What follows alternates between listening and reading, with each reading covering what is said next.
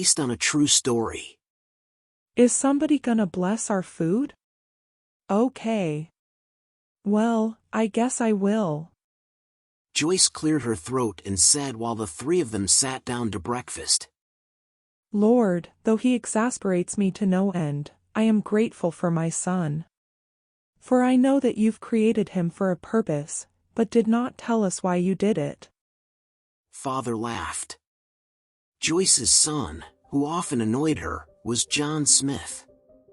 John Smith was a 14-year-old Guatemalan boy raised in Lake St. Louis, Missouri by his adoptive parents, Brian and Joyce Smith. Though they were loving and supportive, John struggled with feelings of abandonment from his birth parents, and often was rebelling against his parents and teachers. On the way to school, where he was taken by car by his adoptive mother, she often had to resort to all sorts of creative tricks to get his attention. Sometimes he would part, which usually ended in a hug, and just tell her, "Please, just go, Ma." Outside school, he'd meet pretty girls.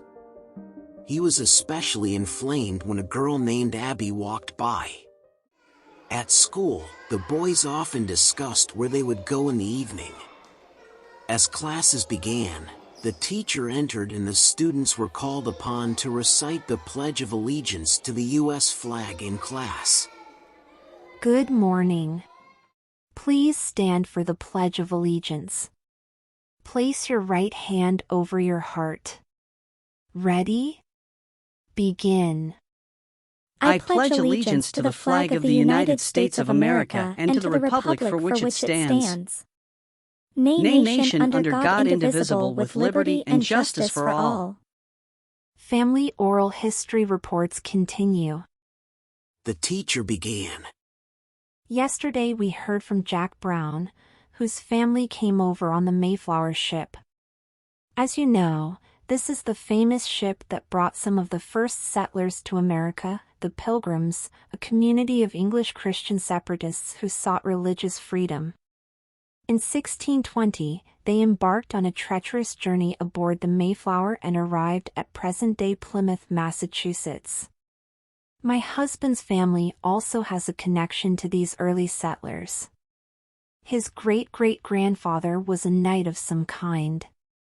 And then we heard from Shayla, whose family lineage includes the birth of the blues in Memphis, Tennessee. John, tell us about yourself. The teacher asked, but John refused, saying that he had no time to prepare. But it was obvious that the boy did not want to answer the teacher's question. If you don't do the assignment, you'll get a failing grade. See the poster on the wall? It says, "Yesterday is not ours to recover, but tomorrow is ours to win or lose." John's mother was worried, seeing the boy sometimes build walls to hide his pain. She shared this with her friends during the Bible classes Joyce regularly attended. You can't build your foundation in the middle of the storm. You have to build your foundation before. Joyce recalled the words of the new pastor at a Bible study using the Believing God material by Beth Moore. My son's birthday is coming up, but you know how much he dislikes that day. Oh, I remember those always been hard for him. Yeah. It's like he's building this wall between us. And I hate myself for it. I know he's hurting and I just want to fix it. They're always so much harder to deal with once they start shaving. And then they leave for college. Her friend continued her thought. Sorry, ladies. Joyce continued. I did read the book twice. So where were we? We were just talking about how Beth Moore is asking us to pray boldly. So, what does it mean to you all, to pray boldly? Joy asked. The women tried to give their answer, but other people who were looking for a room for the event entered the room and temporarily interrupted their discussion. However, this question interested Joy very much, and not only because both family and other aspects of life constantly challenged her. For about 10 years in a row she held these meetings with women, learning from experienced ministers the fundamentals and principles that could greatly help her and others to stand firm in any storm. And a storm, as is well known, cannot be prepared for the moment it begins. She herself has seen a lot in her life, and even traveled with her husband to Guatemala as a missionary, where they adopted John when he was only 9 months old. After school, John played basketball, one of the most popular games in America. At one game, he almost got into a fight with a boy on the opposing team who pushed him to the ground when John hit a basket. Can't catch me, so you gotta foul me? Whatever, little brat. What did you just call me? John replied and kicked the guy in the face, even though he was stronger and taller than him. The coach came over, separated them, instructed them and sent them to the showers, but then called John over to him. John, hold up. I want to talk to you for a minute. What's this I hear about you getting a failing grade in your family history assignment? Why does it matter? Well, unless you figure it out, I'm gonna have to bench you for Sunday's game. What? That's bull. Hey. Whatever. You're a good player, John. But right now you're blowing it. What's going on with you lately? I'm cool. I'll see ya, coach. Replied the frustrated boy and left, slamming the doors loudly. In the evening, the mother approached John, who was struggling to write a project about his family roots because he loved basketball so much, and suddenly she remembered John's words at the age of 4. It was the boy's birthday, the kids had come over to congratulate him, and the child was sitting alone and didn't want to go. Baby, come back downstairs. All your friends are waiting to sing happy birthday to you. Joyce said. What's wrong? Everybody's waiting. Why didn't she want to have a party for me? Why didn't she want me? For what it's worth, you have a purpose and you are loved. Joyce said to the child, and repeated the same words to 14-year-old John. For what it's worth, you have a purpose and you are loved. John was deeply affected by this, and he prepared a project about family. The next day he read it in front of the class. I'm ready to do my oral report. Okay, so, I'm John Smith. Most of you know I'm adopted. I come from a small town in Guatemala called Sanzar. I don't know who my biological mother is, but just that she didn't want me. Joyce and Brian Smith adopted me when I was 9 months old. They went down there on a missions trip and they ended up coming home with me. Probably because I'm so cute. On Sundays, John's family attended the local evangelical church. The church was very modern, like many other American churches.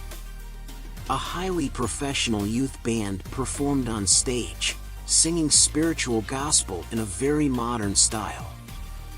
Afterward, the pastor encouraged people to make good life choices by trying to interact with the audience.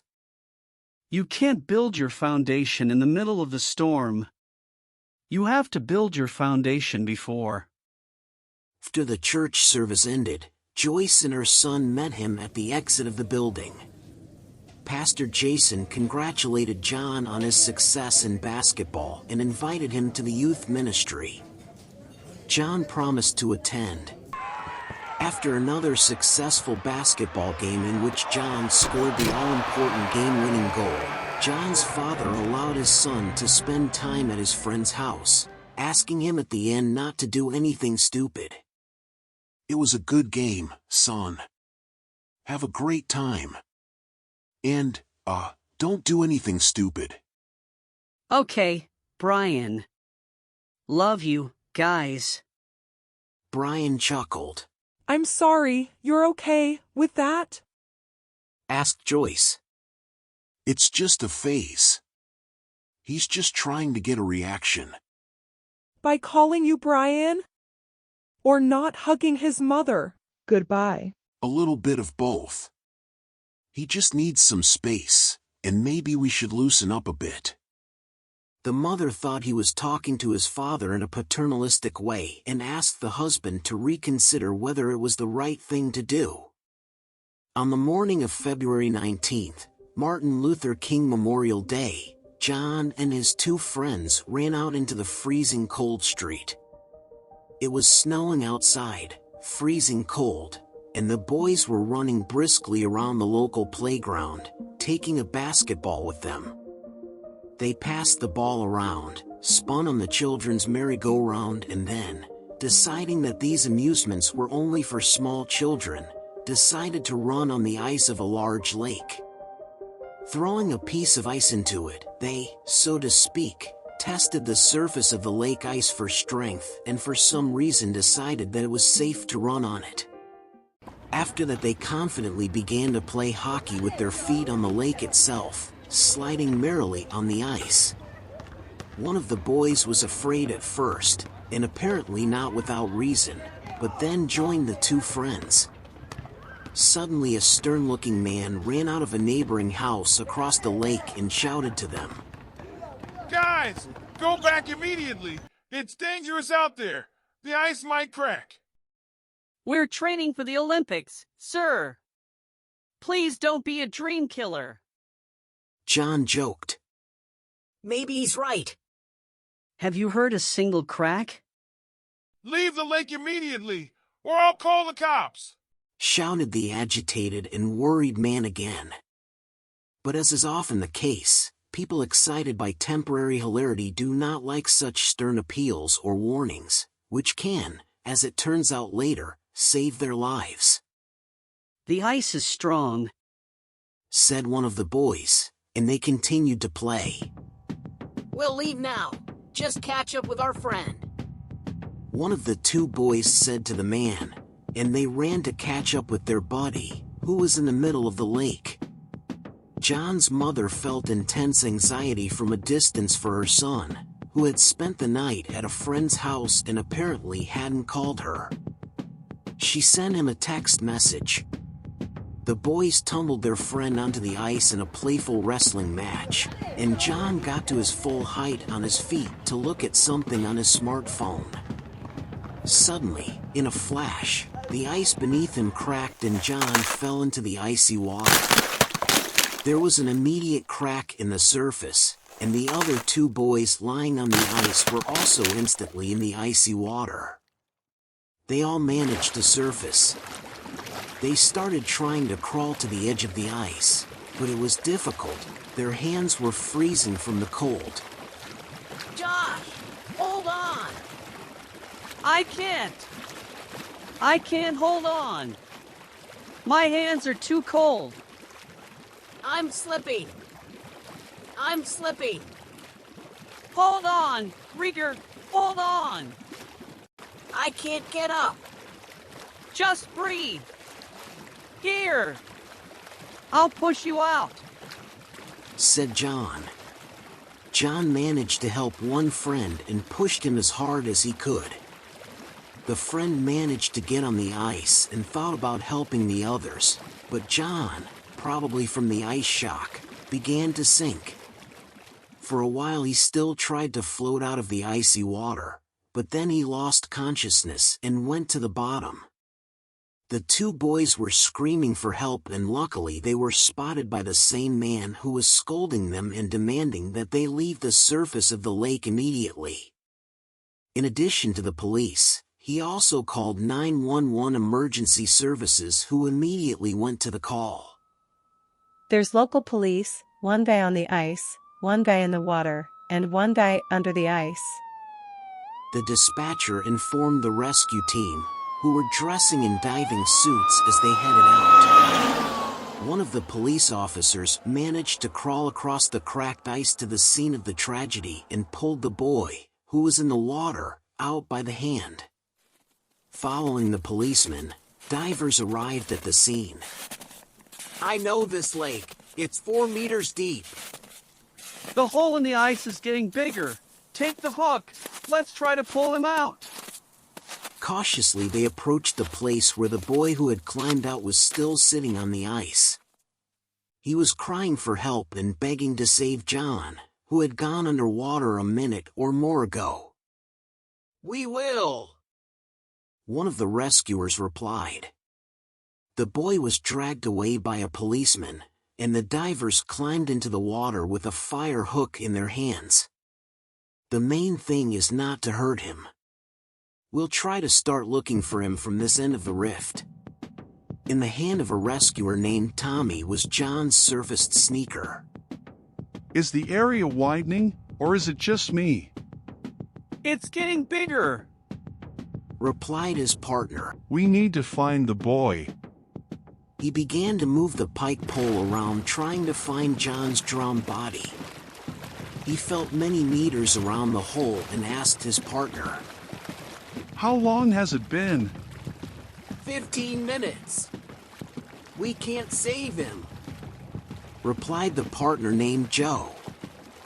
The first rescuer, Tommy, had already decided to climb out of the water, as the chances of finding and even resuscitating the boy seemed to have disappeared completely. Suddenly, he clearly heard the voice of what he thought was his boss from the shore of the lake. Come back! The chief said to come back, said the first rescuer to his partner, and began searching again for John's body with the pole. I didn't hear anything, Joe replied. I can't see past 3 feet. It's way too murky. I don't want to cut him. Tommy, if he went under the ice back there, he's a goner. Tommy wondered why the chief told him to go back. Puzzled, he decided to listen to what he heard and continued to search for the body of the drowned boy with his dredge. Come on, John. Be here, the first rescuer said to himself as he continued to search the bottom of the lake with his dredge, when suddenly he felt something that looked like a body. I got something. What is it? Is it him? Tommy? Don't lose him, Tommy. Pull him up, pull him up. We got him. We got him. Tommy shouted to the team on shore and gently lifted John's body from the bottom of the lake 15 minutes after he went underwater. Someone from the shore threw a rope and the 2 rescuers were pulled ashore with the boy's body. He has no pulse, said paramedic. Start compressions. Go. On shore, John was given heart massage and other procedures to try to revive him. In the ambulance, he was given CPR. John's mother got a phone call. Joyce, there's been an accident. The boys were out playing on the ice and they fell through. So you need to get to the hospital right now. They have John there. Joyce ran to the car and drove to the hospital and told her husband. Joyce, calm down. Calm down, she told herself, so that she could drive the car. At the hospital, the doctors began to resuscitate John. What do we know? 14-year-old male, unresponsive and pulseless. He was playing on the ice and fell through. 500 cc bolus given. He's very cold to touch. Keith, take over CPR compressions. Let's bolus him. Normal saline. Run the IV wide open. We use a weight of 80 pounds. Prepare to give epinephrine. Epinephrine is in. Hold compressions. No pulse. Still cold. Pupils are fixed and dilated. No response. Resume compressions. The treatments continued. Electroshock was used, but John still had no pulse. It's been 45 minutes, doctor. said the nurse next to him. There's nothing more we can do, said the doctor, desperate to save the boy. But Assistant Keith was still desperately trying to massage his heart. We'll wait on his mother. Keith, keep going. I'm not going anywhere, boss. Please, Lord. Please, Lord Jesus. Joyce prayed as she drove to the hospital. She arrived and ran to the hospital. The doctor came out to meet her. Joyce Smith? Yes. I'm Joyce. Hi. I'm Dr. Kent Sutter. We're doing everything we can for your son, but John isn't responding. What does that mean? Let me take you to him. Tommy, who had miraculously managed to pull John's body out with a pole, watched from the sidelines. He glanced at the boy's mother and headed for the exit. Joyce walked into the operating room and saw her son's senseless body. Joyce, we'll be right outside. Please, take as long as you need to say goodbye, said the doctor, resigned to the boy's death. What? Joyce said, not wanting to believe it. She went to her son's body and with tears began to pray fervently, not accepting what her eyes saw. She remembered the bold, daring prayer she had been reading about for the past half year. The time of the storm had come for her as well, but she was ready to resist it. Please, Jesus, please. My John. My John. Holy Spirit, I need you now. I need you now. Please bring life back into John. Please, God. Joyce prayed quietly at first. The God of the Bible was not some distant deity to her or just some cultural inheritance from the Christian tradition of her ancestors.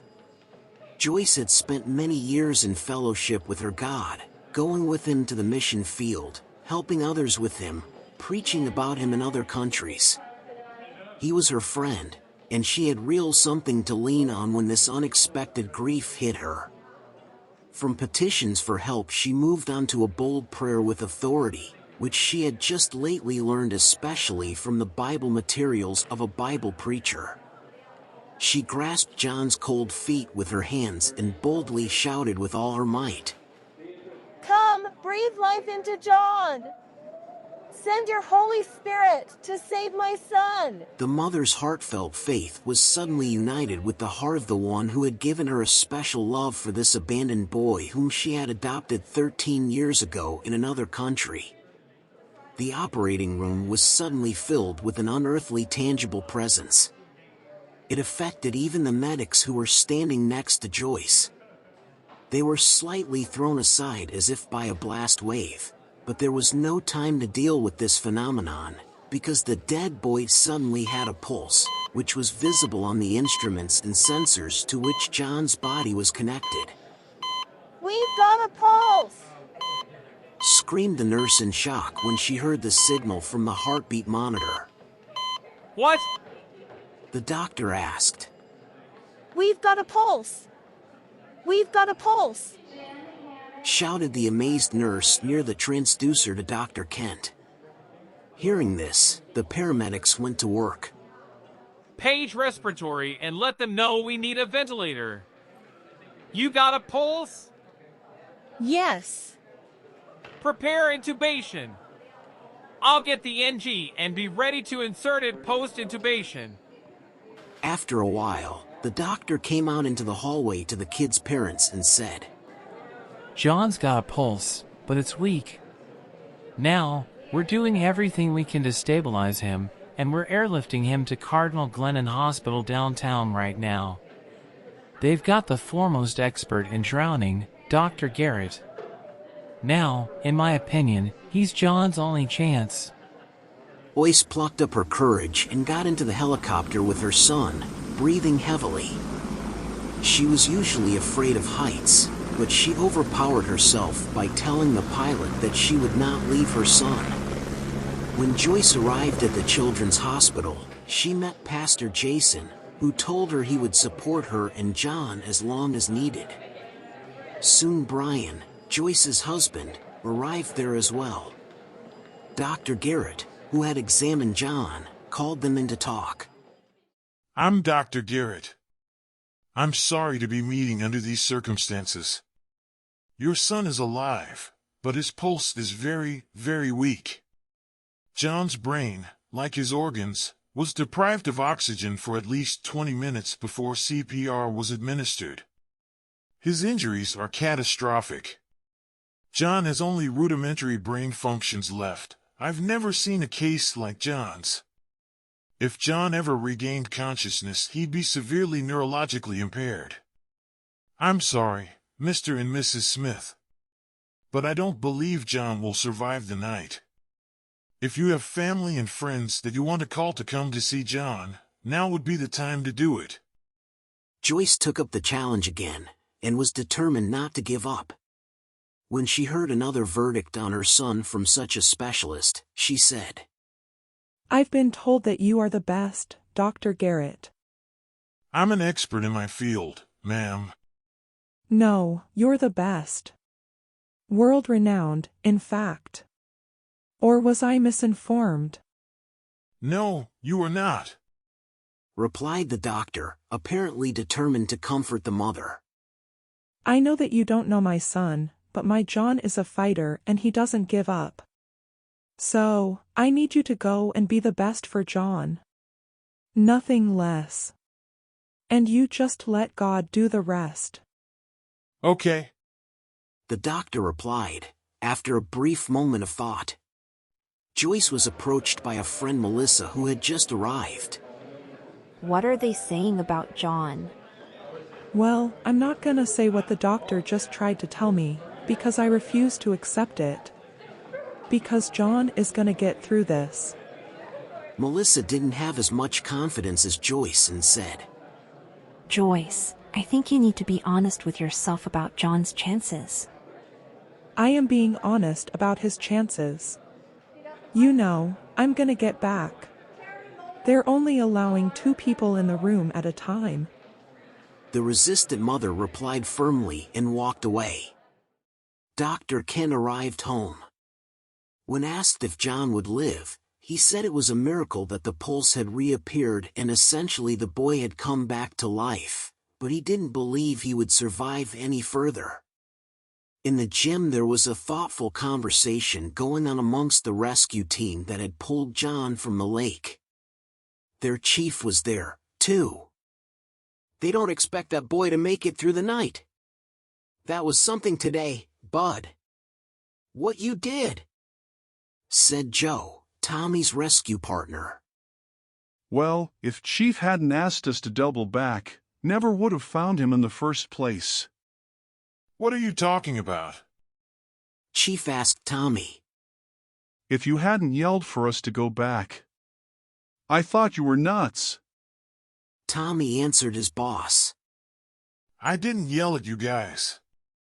No, I was knee-deep in trying to help those other boys not lose their fingers and toes. Tommy looked at everyone with great surprise. I never heard it, confirmed his partner, who had been in the lake with him. You're the one who found him, Tommy. I helped you fish him out, but the rest was all you. I heard a voice say go back. Tommy repeated. What was that? It wasn't me, the chief confirmed. You're messing with me, Chief. No. I'm just sitting here listening to you trying to sound humble, which really doesn't suit you. Tommy left the gym in a daze. Joyce, John's mother, and her pastor Jason had decided to stay in the hospital room with John, who was unconscious and under medical devices and tubes. It was essentially a crucial first night, and even the head specialist expressed his disbelief that the boy would survive it. But not John's mother or her pastor Jason. It was on that night, as Pastor Jason later admitted in his interview, that the most amazing thing happened. God performs miracles, Joyce, but sometimes you need to work for that miracle to be accomplished to the end. It is necessary to cooperate with God," said Pastor Jason. That first night in the children's hospital, when he and Joyce entered his room, the two of them placed in faith their hands on the lungs of the senseless boy, and began to pray. "Lord, breathe air into his lungs." And then an amazing thing happened. While praying with Joyce for the dead boy, Pastor Jason suddenly saw two angels nearby. Jason recognized these two angels. They had come to him at another hospital, 4 years earlier, when he was trying to minister to an 85-year-old woman who didn't know Christ, trying to lead her to the Lord. The woman was separated from death by a mere 15 minutes. She was already on death's doorstep, without Christ. He grabbed her hand, began to address her, saying, "You are on the threshold with eternity." He squeezed her hand, offered to accept Jesus Christ, and saw the same angels nearby in the room.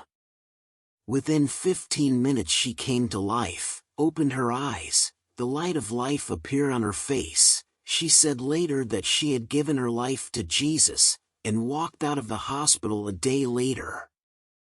So, Pastor Jason, along with John's mom, began praying for John's brain that night as well, as the doctor told him how badly he had been affected by the lack of oxygen for over 15 minutes, and a multicolored glow appeared around John's head. The much-experienced pastor immediately realized what this could mean. God could also create a new brain. The pastor grabbed his mother and began to tell her that he didn't know when or how, but John would definitely come out of the hospital healthy. He suddenly had such confidence to tell his mother that in a state where the boy was practically brain dead. Joyce thanked the pastor heartily for staying with her overnight in her son's room. She discussed with him the reason why she was unhappy that their church's worship service had recently been led by contemporary Christian rappers. "I grew up on hymns," Joyce said. "Listen, Joyce. The only reason I switched up the music at church is because I will do absolutely everything and anything to get young people psyched to go to church. Kids like John, it's just, they need a little more cowbell, you know?" "Yeah. I see your point." Dr. Gareth entered the room and said, "I just got the update. I don't know how John made it through the night, but I'm glad I was wrong. I am worried about cerebral edema.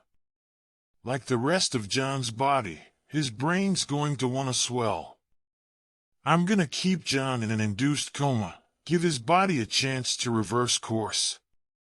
And we're gonna run a lot of tests today. Okay?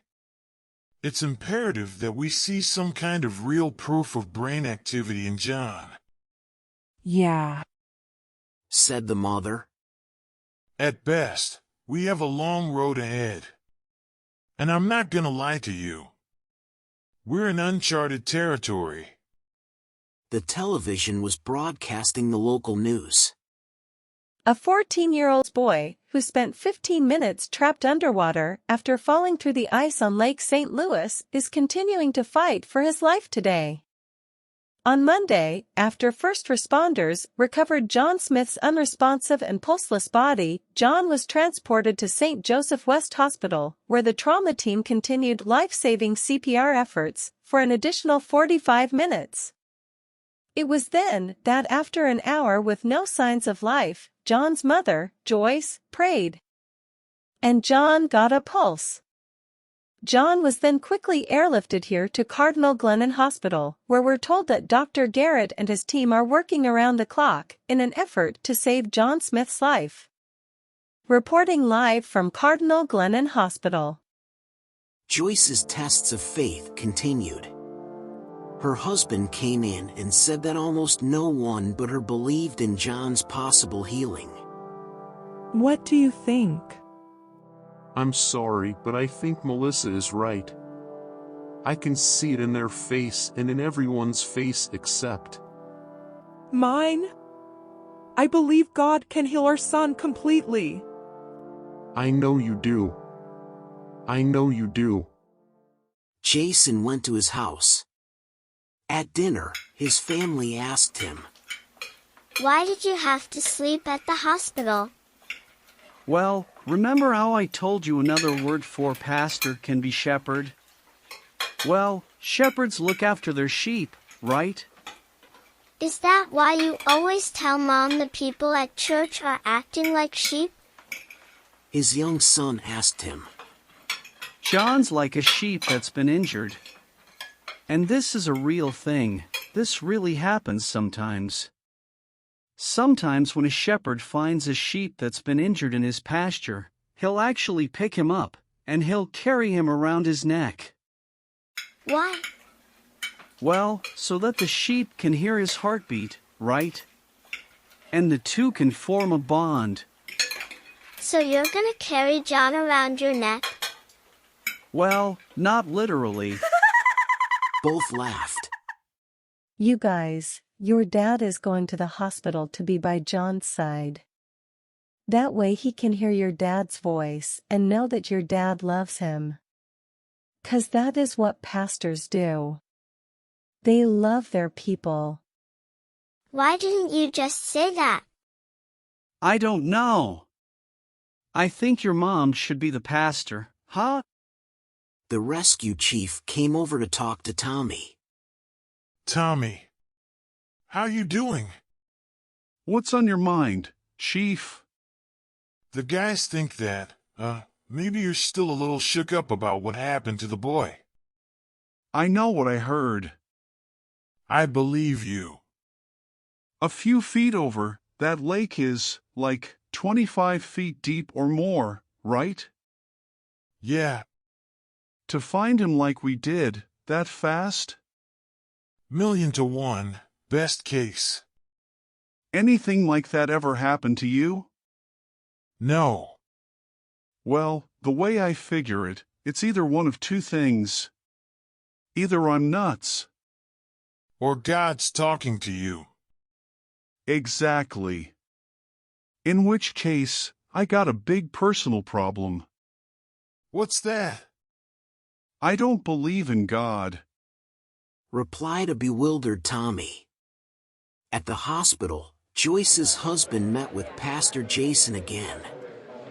I've been researching drowning cases, hundreds of them. No one in John's situation has ever survived. Brian said. One of Garrett's team doctors, a neurologist, came to see John. After examining John, he struck up a conversation with one of the neurologist's doctors. It so happened that Joyce overheard the conversation while she was in the restroom. I just think we should be focused on the patients we can actually help. Right, Dr. Lulu? That isn't your call or mine. It's Dr. Garrett's.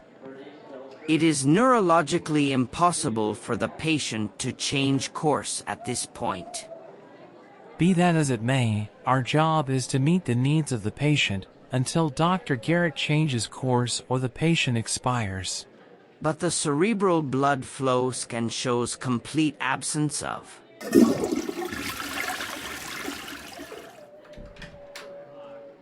The patient's name is John. John Smith. Hello, I'm Dr. Lulu. Yeah. My colleagues and I were just discussing your son's case. Oh, I heard what you were discussing. We thought we were alone. Of course you did. But I'm here, and my son is right in front of you. And my son can hear you whether you believe it or not. So from now on, I don't want anybody saying anything negative about his prognosis in this room. We will all speak life over John. Do I make myself clear? Mrs. Smith, we really didn't mean to upset you. I said, do I make myself clear? Yes. Great. Coming home to rest, Joyce went over John's clothes and belongings one more time. She remembered how small he was, and then in faith took his sneakers and clothes, as if John was not in a coma but healthy and in need of a change of clothes. Joyce tried to show her faith in his healing in everyday life. It's one thing to believe something and quite another to act on what you believe. After arriving with her son's belongings in his hospital room, Joyce turned to John. I brought your Jordans with me. I know no one's allowed to touch them. But I just thought that maybe I can't wait to see you shoot those baskets and run up and down the court again. You are my pride and joy, John. Do you hear your mother? And I love you to the moon. John? He just squeezed my hand. John, can you do it again? Asked an excited Jason. They started asking John questions about who was the best basketball player and stuff, and they took his hands and asked him to squeeze to show his answer, and John started giving the correct answers with his squeezes. Dr. Garrett later tried to do it again, but he couldn't. Phantom or random muscle tics are normal, said Lulu, the doctor standing next to him. It wasn't random. No, he was answering us. Joyce assured everyone. I know it can seem like that. John's friends and classmates started coming to the hospital to support his parents. Two of his friends who had survived with him, who had also fallen into the lake, also came and apologized. Joyce calmed them down, telling them it wasn't their fault in any way. The boys brought Joyce postcards that people had sent in support of her son. The girls showed her a Facebook page they had created calling for Pray for John. Did you see the Facebook page that we made for John?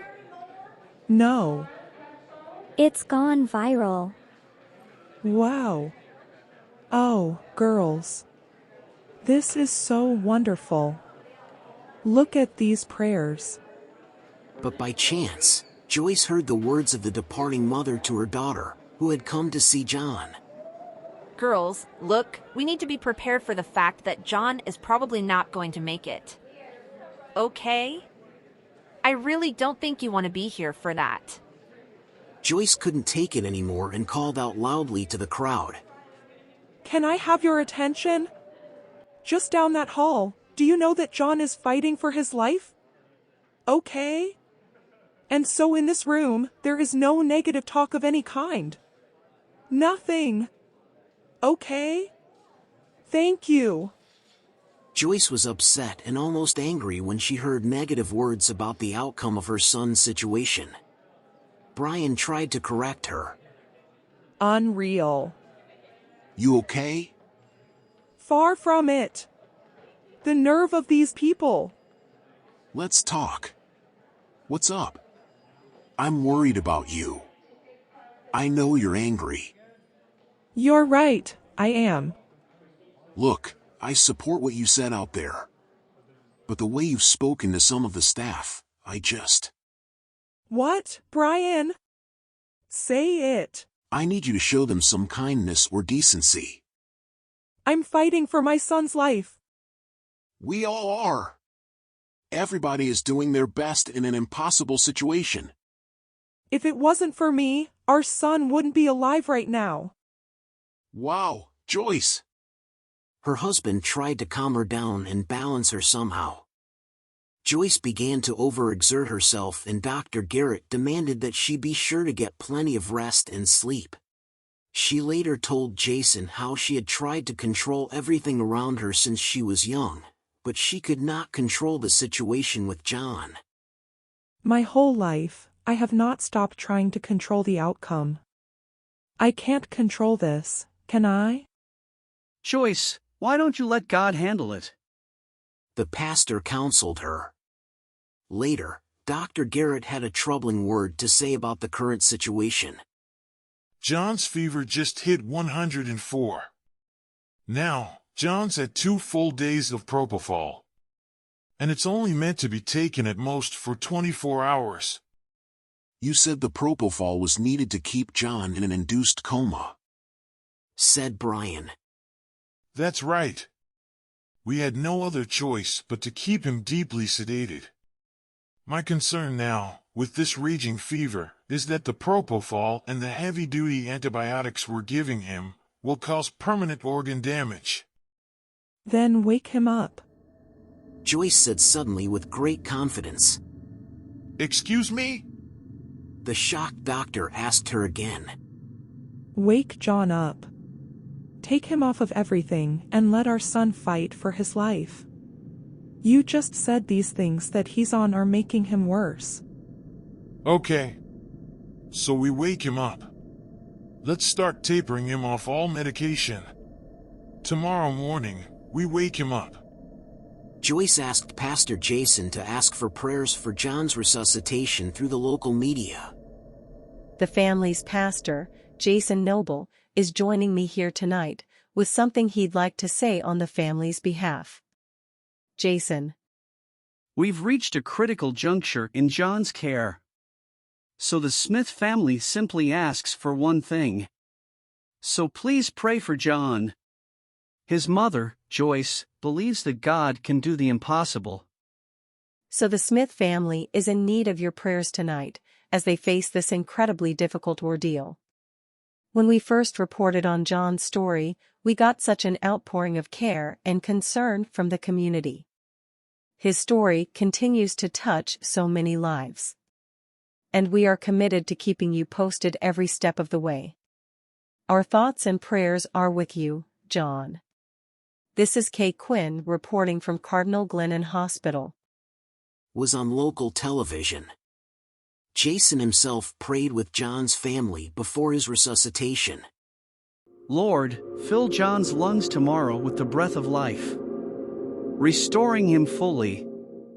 Many youth and adults gathered outside the hospital in the evening with candles burning to support the Smith family. They prayed and sang spiritual songs. I think everybody you know is outside that window. Joyce turned to her comatose son and suddenly saw small teardrops appear from John's eyes. Tommy, who had pulled John out of the water, was also watching closely. In his mind there was a similarly invisible struggle and change going on. 3 days after the incident, the doctors, at Joyce's request, decided to awaken John from his coma. Dr. Gareth began the procedure by saying, Is everybody ready? Okay. Let's start with the breathing treatment. This is going to help open his airways and lungs. And then we can remove the breathing tube, said the nurse. We're gonna extubate John. John's lungs have partially collapsed, so this next part won't be easy, said Dr. Garrett. John was hooked up to an electrical device. The device was turned on, and his body began to shake convulsively, terrifying his mother, who was standing nearby. John, it's Mom and Dad. We're here for you, son. Brian shouted to John. All right, he's breathing on his own. Okay, let's get him the Narcan. 0.4 milligrams, please. This should kickstart John into consciousness within the next few minutes, and then we'll see what we're dealing with, said Dr. Garrett. The medical team began to wait. Joyce walked over to the bed with the breathing but still unconscious John and began to tell him. You need to come back to us now, John. I need you to fight. You can do it, John. You need to come back to us now, John. You have a purpose and you are loved. I need you to fight. Something was happening in John's mind. Suddenly he woke up and opened his eyes. We're right here. Everything's okay. Hey, John. Can you understand what I'm saying? Joyce screamed. The head doctor began to say the same thing. It's Mom and Dad. And everyone's here. Everyone's here. You had an accident. Do you know who I am? I love you. The mother said to her staring son, who opened his eyes for the first time in 4 days. Mom, John said suddenly. Everyone was shocked and delighted at the same time. Students at John's school suddenly got a text message. John's awake. His mom says he's talking. Oh, my gosh! John's awake! John is awake! John is awake! The news spread around the neighborhood in no time. Children were hugging and cheering. John Smith is awake rang out on the school's loudspeakers, in the varsity basketball gym, and even in the school band. All classes came to an abrupt halt. Garrett listened to John's breathing. Breathe. Your lungs are very clear. Your oxygen levels are up. Dr. Garrett? Yes? John's lung cultures came back negative for bacteria. The nurse brought back the test results. Run them again, please. I already did. Wendy, would you help young John with his breathing exercises? Absolutely. Garrett turned to John. When Wendy's ready, I want you to breathe in deeply, so we can test your lung capacity. Whatever you need. John replied in complete understanding. Whatever I need. Replied the surprised doctor and chuckled. Dr. Garrett took Joyce aside and said to her, 48 hours ago, John's lungs were filled with his own blood. He needed constant adrenaline just to keep his heart pumping. His white blood cells were being consumed faster than any patient I've ever seen. His brain was experiencing neurological devastation, while simultaneously every one of his major organs was failing. Now, look at him. I'm a doctor. I'm supposed to know better. But there's simply no other explanation, Joyce. Your son is a miracle. Joyce thanked the doctor and hugged him. Children from school began to come to see John back to life. Surprise! The students brought John a basketball as a present. John was happy to see the ball. Oh, my goodness. What's that? Oh, my God. So cool. Oh, I can't grip it yet. Hey, Abby. Hey, John. The girl walked over and hugged John. She was especially worried about him. When the students saw how long they had been hugging, they laughed. 2 weeks later, John walked outside on his own for the first time, expertly spinning a basketball on his index finger. He was wearing the jersey of his Eagles basketball team and sneakers on his feet. In short, the very clothes his real-life believing mother had brought him when almost no one believed he would come back to life. Faith without works is dead. Joyce had heard this Bible truth brought to life for her more than once. They got into the car and drove home. On February 16, 2015, 28 days after the tragedy, John came to his school for the first time to his classroom. Welcome back, Welcome John! back, John! The students and their teacher shouted and cheered. Thank you, Mrs. Abbott. Thank you. John said to his teacher and to everyone in the class. At the end of the lesson, John approached the teacher. Mrs. Abbott? Yeah. I know I have a lot to catch up on. Oh, no, John. Please, don't worry about it. I'm just glad to have you back. Thank you. Hey, John. The somewhat embarrassed teacher beckoned to the boy who was already leaving the classroom. I was wondering, why do you think God chooses to save some and not others? It's just, I lost my husband 2 years ago. He had an aneurysm and died in his sleep. And I'm still trying to figure it all out. I'm so sorry. John replied with compassion. No, I'm sorry. The woman was embarrassed. I don't know what I was thinking. Clearly, I wasn't thinking. Why don't you go and catch up with the rest of your friends? I'll see you tomorrow. Okay?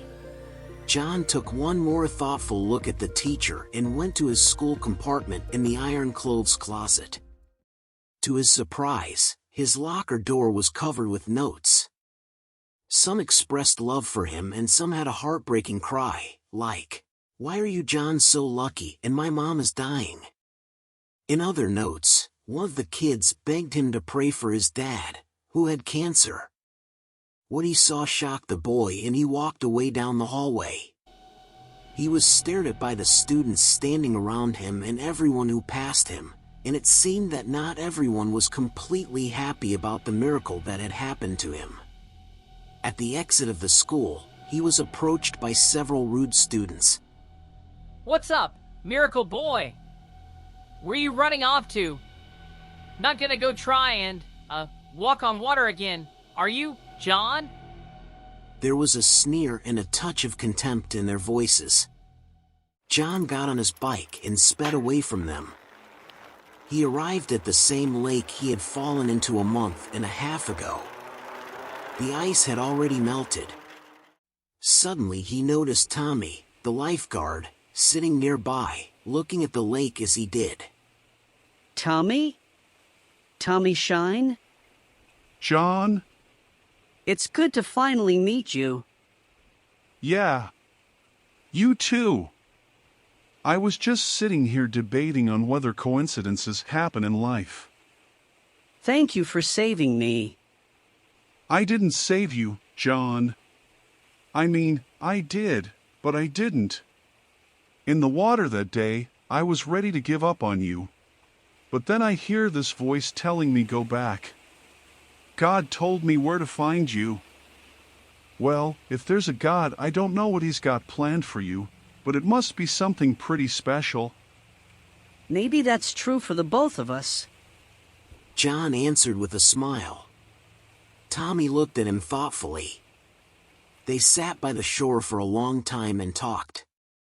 On Sunday, Pastor Jason invited to the service all the students of the Christian school John attended, all the doctors who had been involved in his rescue and treatment, the police, and of course the entire fire and rescue team. He called the Smith family to the stage and gave John the microphone. Everyone applauded wildly. Well, I do remember waking up. And the first thing I saw was my mom, holding my hand. And letting me know that everything was gonna be okay.